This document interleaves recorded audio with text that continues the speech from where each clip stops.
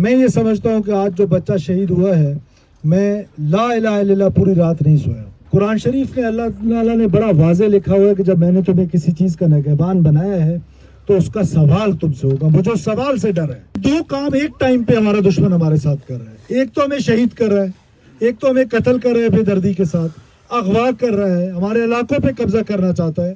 دوسرا الٹا اتنی محنت کر رہا ہے، اور کون یہ محنت کر رہا ہے کہ وہ الزام بھی ہمارے ریاستی اداروں پر، ریاست پر اور حکومت پہ لگا رہا ہے۔ اللہ یہ قرآن شریف لے کر آئے کہ میں اس پہ ہاتھ رکھ کے کہتا ہوں کہ یہ سپانسرڈ نہیں ہے۔ میں اللہ کو حاضر ناظر جان کے آپ کو یہ کہہ رہا ہوں، میں آپ کے ساتھ ہوں۔ آپ مجھے ابھی کہہ دیں کہ جی آپ آج رات ہمارے ساتھ یہاں گزاریں، میں آج رات آپ کے ساتھ یہیں بستر پہ اسی چٹائی پہ بیٹھنے کے لیے تیار ہوں۔ آئیے روڈ کا ایک سائڈ کھول دیتے ہیں، ایک سائڈ پہ میں اور آپ اکٹھے بیٹھ جاتے ہیں۔ ٹریفک کو چلنے دیں، مریض کو جانے دیں، ایمبولینس کو جانے دیں، ٹرک کو جانے دیں۔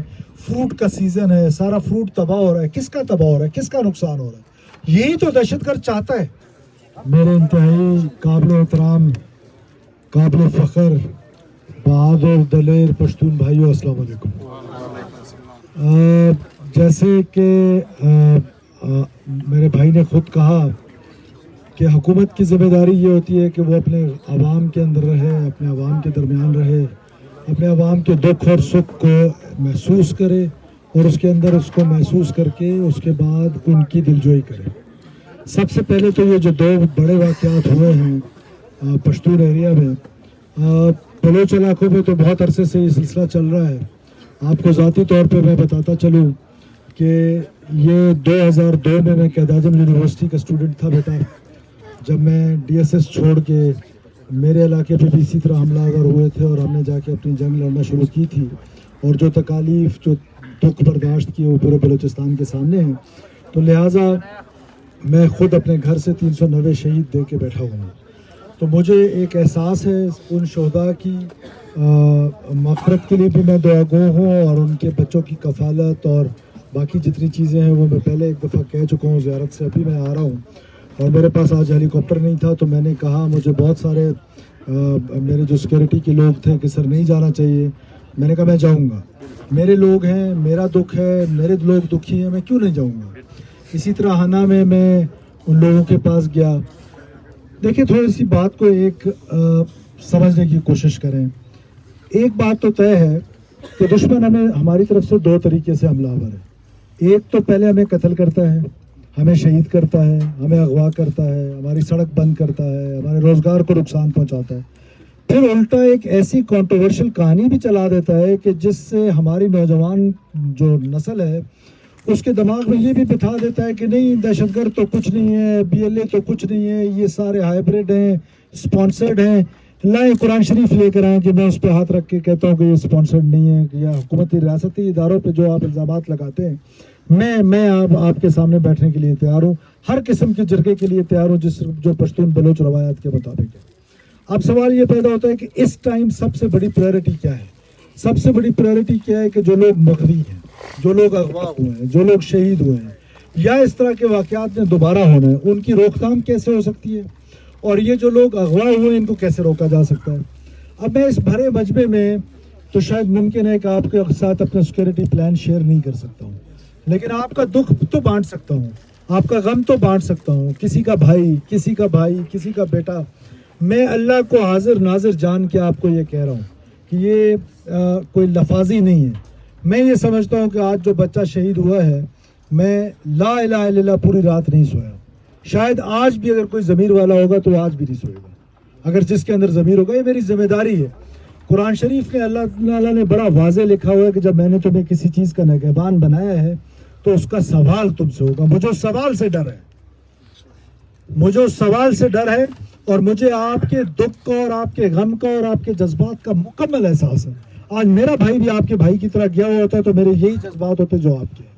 لیکن آپ خدا را ایک چیز سوچنے کی کوشش کریں کہ میں ابھی زیارت میں بھی یہ کہہ کے آیا ہوں کہ دو کام ایک ٹائم پہ ہمارا دشمن ہمارے ساتھ کر رہا ہے۔ ایک تو ہمیں شہید کر رہا ہے، ایک تو ہمیں قتل کر رہا ہے بے دردی کے ساتھ، اغوا کر رہا ہے، ہمارے علاقوں پہ قبضہ کرنا چاہتا ہے۔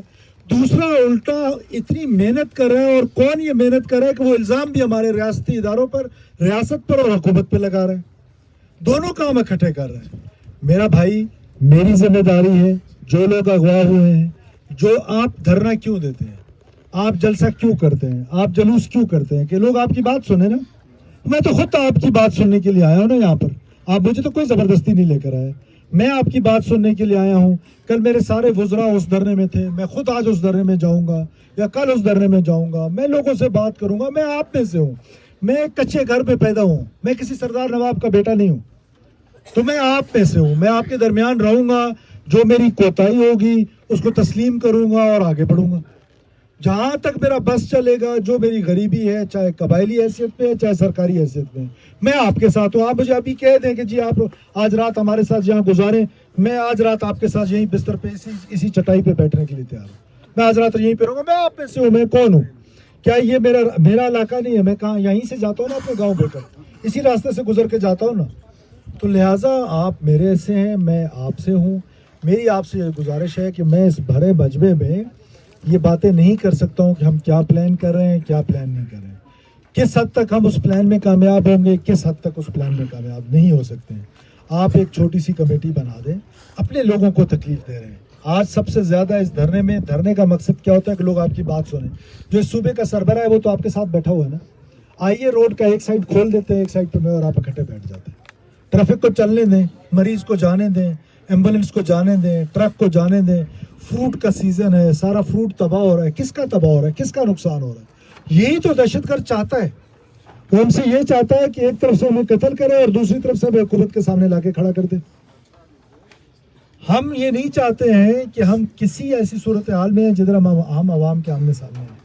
آپ سے میری یہ درخواست ہے کہ آپ جو کمیٹی بنانا چاہیں, ڈاکٹر صاحب یہاں تشریف رکھتے ہیں, ہمارے مشران صاحب تشریف رکھتے ہیں, جس مشر کو آپ کمیٹی میں بٹھانا چاہتے ہیں ابھی آئیں, میری گاڑی میں بیٹھیں, میرے ساتھ چلیں, چیف منسٹر ہاؤس چلیں, وہاں بیٹھ کے بات کر رہی ہیں, وہاں کسی پتھر کے نیچے بیٹھ کے بات کر رہی ہے, کسی مٹی کے نیچے بیٹھ کے بات کر رہی ہے.